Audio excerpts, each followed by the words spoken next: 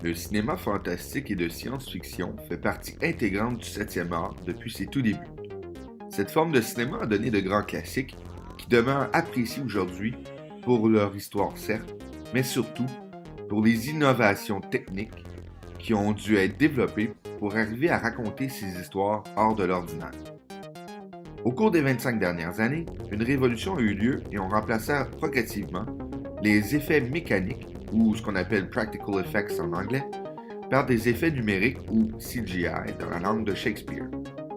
Alors que le numérique donne des possibilités de création infinies, celles-ci sont parfois critiquées pour leur manque de réalisme. Certains vont même jusqu'à être nostalgiques des effets mécaniques au détriment du numérique. C'est pour ces personnes que je vous présente la liste aujourd'hui des 10 films possédant les meilleurs effets mécaniques de l'histoire du cinéma. Bonne écoute!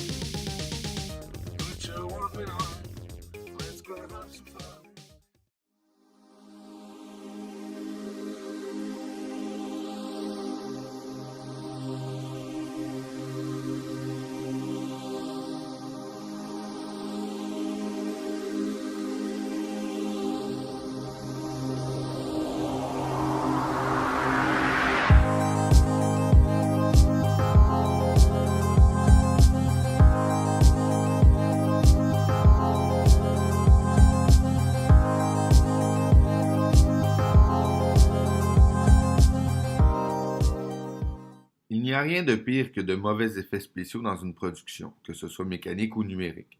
Mais au contraire, il y a de ces œuvres qui ont révolutionné le genre à l'époque de leur création en utilisant des effets mécaniques et qui, encore aujourd'hui, ont su traverser le temps avec panache dû à ces effets surprenants. Voici donc ma liste personnelle de 10 films qui ont marqué le cinéma par la qualité de leurs effets spéciaux mécaniques. Sans plus tarder, voici le numéro 10.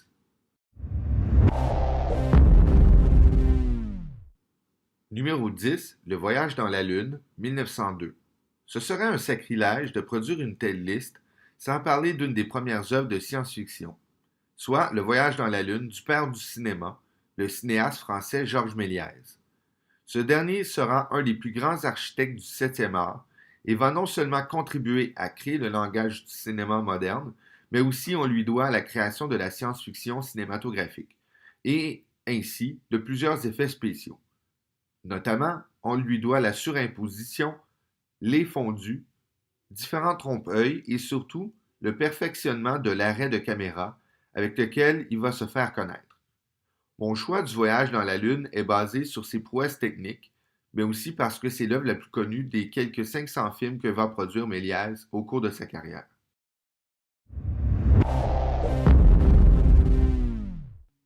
Numéro 9, Jason et les Argonautes, 1963. Donc ce film figure sur plusieurs listes du genre. La raison se nomme Ray Harryhausen. Cette figure légendaire des effets spéciaux va grandement contribuer à développer ceux-ci, principalement au niveau des effets en image par image ou stop motion.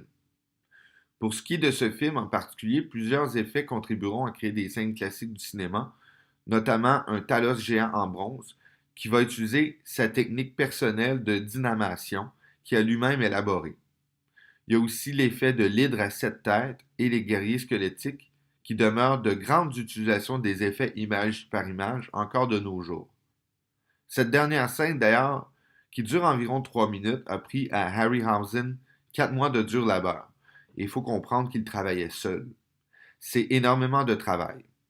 En moyenne, Harryhausen réalisait un peu plus d'une seconde d'animation par jour. C'est pour ses prouesses techniques que ce film apparaît sur cette liste et plusieurs autres du genre. You knew it was dangerous, but you let people go swimming anyway. Pour le numéro 8 de cette liste, j'y vais avec un classique de l'horreur de 1975 signé Steven Spielberg et considéré par plusieurs experts comme étant le premier blockbuster estival et ce qui a permis à contribuer à en faire en sorte que cette saison soit une des grandes saisons de sortie en salle. Je parle bien sûr de Jaws. Donc on peut parler de la performance convaincante des acteurs, de la trame sonore déconcertante de John Williams, mais évidemment ce qui retient notre attention est l'aspect technique du film. On a d'abord et avant tout construit 3 répliques mécanisées grandeur nature du requin, chacun utilisé pour créer un angle différent. Par exemple, un des requins était utilisé pour les mouvements de caméra de gauche à droite et l'autre de droite à gauche. De plus, on développa des techniques précises pour permettre de mieux tourner les scènes de requins sous l'eau afin de rendre le tout fort réaliste. Considérant les recettes du film et le fait que les plages furent désertes en 1975, on peut dire vraiment mission réussie. Le plus surprenant là-dedans, c'est qu'une bonne partie de l'efficacité de ce film est due au fait que les requins mécaniques se brisaient souvent et avaient des problèmes de fonctionnement. Donc, ça a coupé le temps de visionnement des requins à l'écran et a permis plutôt à Steven Spielberg d'utiliser des subterfuges et d'autres moyens pour amener l'espèce d'effet de tension lorsque les requins étaient présents. It's Christmas Eve in LA, California. Au numéro 7, on retrouve Piège de cristal, soit Die Hard en anglais. Ce film de 1988 de John McTiernan peut surprendre plusieurs par sa présence sur cette liste. Pourtant, c'est un des plus grands films d'action qu'il y a jamais eu. Et ça a permis à Bruce Willis de devenir une star. Mais ce film a surtout établi un standard pour l'ensemble des films d'action qui allaient suivre. Standard évidemment au niveau de sa grandiosité et de la qualité de ses séquences d'action. Parmi les prouesses techniques, on peut d'abord et avant tout souligner que le bâtiment utilisé existe réellement. C'est le siège social de la 20th Century Fox qui était à ce moment-là en phase terminale pour sa construction. Donc, on a aussi construit une réplique de 30 pieds du même bâtiment avec laquelle on a filmé l'explosion du toit. On doit noter aussi une utilisation efficace du matte painting pour le fond de ville de nuit et l'utilisation d'une vraie chute calculée du vilain antagoniste Hans Gruber. Fait à noter, l'acteur Alan Rickman qui joue Gruber a une réaction fort convaincante lors de sa chute. C'est qu'on a décidé de lâcher quelques instants plus tôt que prévu l'acteur, d'où le véritable regard de surprise de celui-ci. Des rumeurs d'ailleurs disent que ce dernier n'était pas très heureux d'être jeté 21 pieds sur un coussin gonflable une seconde trop tôt. Pourtant, ça a donné un petit bijou de scène qui reste à tout jamais gravé dans la mémoire des cinéphiles.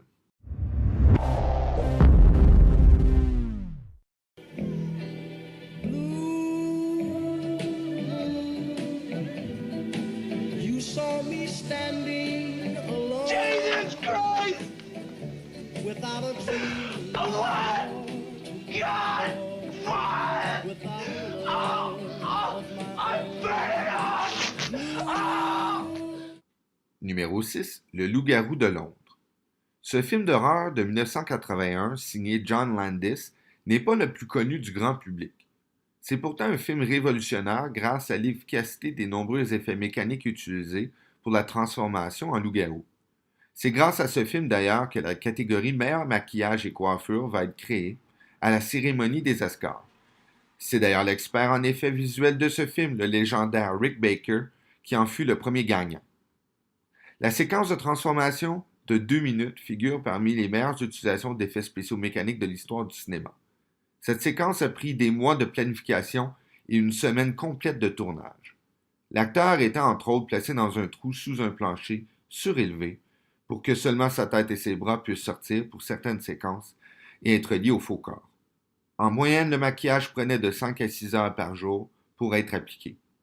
Une panoplie d'effets image par image et de séquences inversées furent utilisées pour le reste. Ce n'est donc pas une surprise que l'Académie ait décidé de créer une catégorie spéciale lorsque nous constatons l'ampleur du travail derrière ces effets.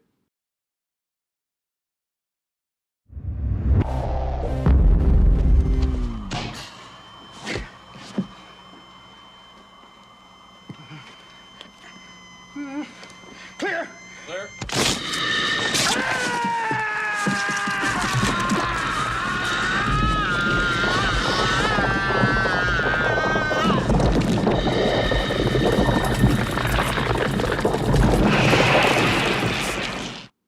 Au numéro 5, on retrouve La Chose. Ce film d'horreur de John Carpenter aura été un échec commercial à sa sortie en 1982, mais depuis a atteint un statut culte parmi les amateurs de films d'horreur. Le plus surprenant sont, en effet, les effets spéciaux. D'abord, avant tout, on a réfrigéré des plateaux de tournage en plein Los Angeles à moins 40 degrés Celsius pour recréer des conditions en Antarctique. Tous les effets ont été créés par une équipe de plus de 50 artisans dirigée par le légendaire Rob Bottin. Ce dauphin de Rick Baker allait travailler pendant 1 an, 7 jours sur 7, sur ce projet.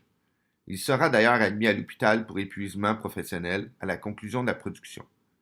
Son immense travail a rendu à ce film sa touche de réalisme.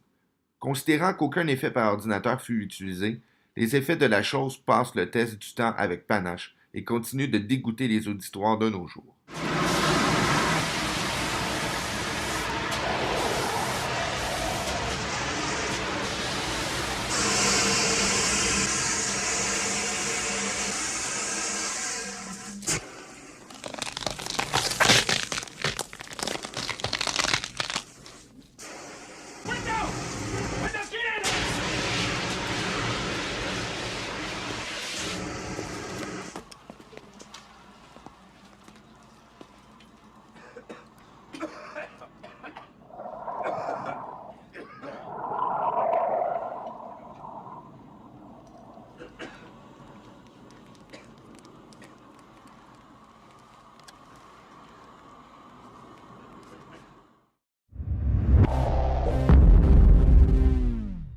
Dave, do you mind if I ask you a personal question? No, not at all. I've wondered whether you might be having some second thoughts about the mission.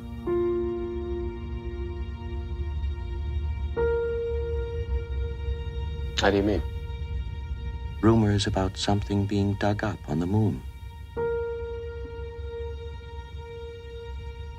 I never gave these stories much credence, but particularly in view of some of the other things that have happened, I find them difficult to put out of my mind.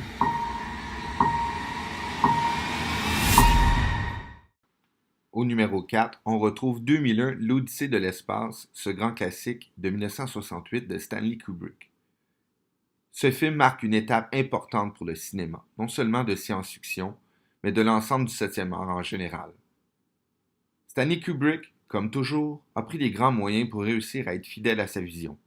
Cela allait d'ailleurs lui valoir son seul Oscar.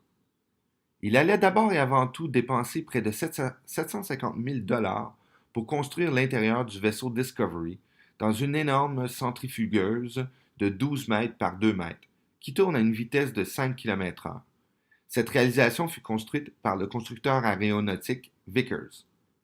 Bien que cela soit impressionnant et que l'on peut parler de l'ensemble des effets du film en général, c'est vraiment la séquence de la porte des étoiles à la fin qui retient notre attention. N'oublions pas une chose, nous sommes en 1968. Les effets par ordinateur n'existent pas vraiment. C'est grâce au spécialiste des effets Douglas Trumbull que cette séquence sera possible. Il va développer un procédé appelé Slipstream, qui consiste à filmer des pièces d'or illuminées en passant rapidement au-dessus avec une caméra. L'obturateur de celle-ci reste ouverte. Cela donne un aspect de trait de lumière et d'infini à la scène. Il paraît qu'à sa sortie, d'ailleurs, cette scène en particulier, était fort appréciée des jeunes gens qui utilisent des substances psychotropes.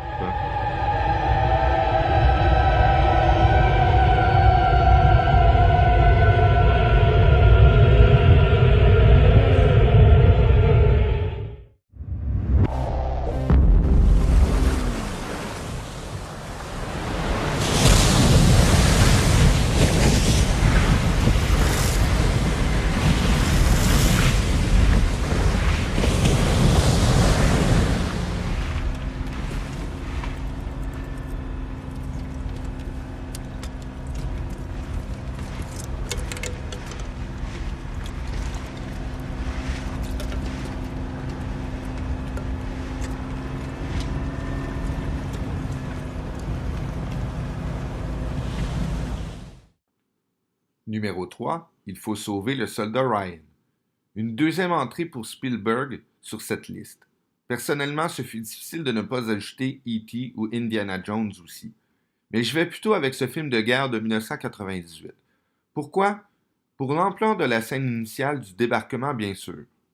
À l'époque où Lucas préfère le numérique pour ses droïdes de combat, Spielberg décide d'y aller avec de vrais acteurs et de vrais figurants pour créer la plage d'Omaha avec un réalisme déconcertant. Cette scène seule coûte 11 millions de dollars à l'époque et utilisa plus de 1000 figurants provenant de l'armée irlandaise. Parmi ces 1000 figurants, une vingtaine d'entre eux étaient des amputés dotés de faux membres afin de reproduire la perte de ceux-ci. Le tournage va durer 4 semaines et fut tourné en séquence sans scénarimage, un fait assez rare d'ailleurs. Donc, la plupart des plans étaient relativement improvisés selon l'action et les besoins de celle-ci. 40 barils de faux sang vont être utilisés pour cette séquence. Le réalisme était tel que plusieurs vétérans furent incapables de visionner l'entièreté de cette scène.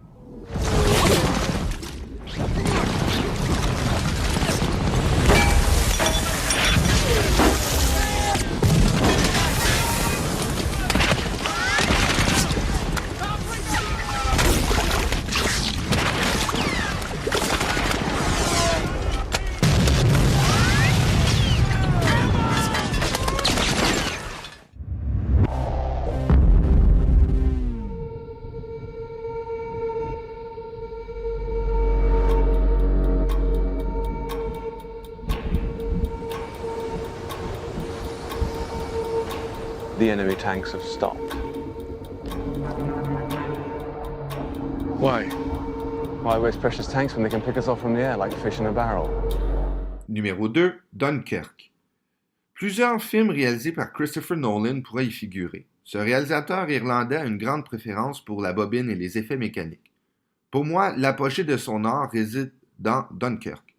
Comme avec le soldat Ryan, Dunkirk, qui est sorti en 2017, est doté d'un réalisme extraordinaire et très peu d'effets sont numériques pour un film de guerre. D'une part, 20 des navires ayant originalement pris part à l'évacuation furent utilisés pour la production. Plus de 50 navires furent utilisés en mer et 10 sur la plage. Et comme spécifié au préalable, plusieurs dataient de l'époque. 1000 figurants furent utilisés pour les scènes de plage. On tourna directement sur la même plage à Dunkerque même. On a reconstruit ce qu'on appelait The Mole, c'est-à-dire le quai blanc utilisé pour l'évacuation. La production construisit aussi une quarantaine de répliques de chasseurs Messerschmitt Bf-109 et des bombardiers Junker 87 Stuka. Ces répliques d'environ 2 mètres de long étaient télécommandées et principalement utilisées pour des attaques au sol. Pour le reste, de véritables avions de l'époque furent utilisés, notamment de vrais Spitfires. Ce film est aussi le premier à avoir été tourné entièrement en IMAX et à être nommé aux Oscars. C'est pour toutes ces raisons que ce film figure sur cette liste.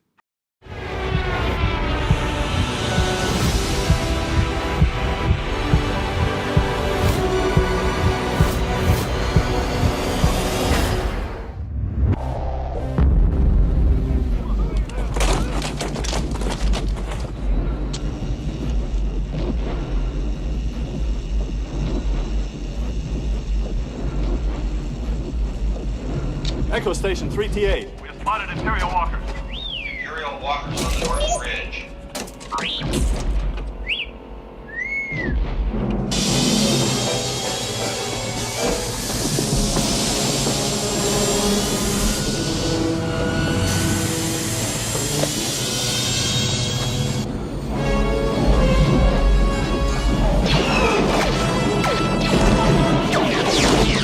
Echo Station 5-7, we're on our way. Numéro 1, Star Wars 5, l'Empire contre-attaque. Bien que le premier volet de cet opus fût révolutionnaire, les effets dans la suite de Star Wars de 1980 sont à leur meilleur. J'aurais pu parler de tout ce qui se passe sur Bespin, ou la poursuite dans les champs de météorites, ou Yoda lui-même. Mais je crois que ce qui frappa le plus l'imaginaire des gens est sans contredit la bataille de Hoth. Comment oublier la première fois que l'on observe les AT-AT, ces monstres mécanisés géants? Ils furent réalisés par toute une équipe en image par image, qui comprenait entre autres Phil Tippett.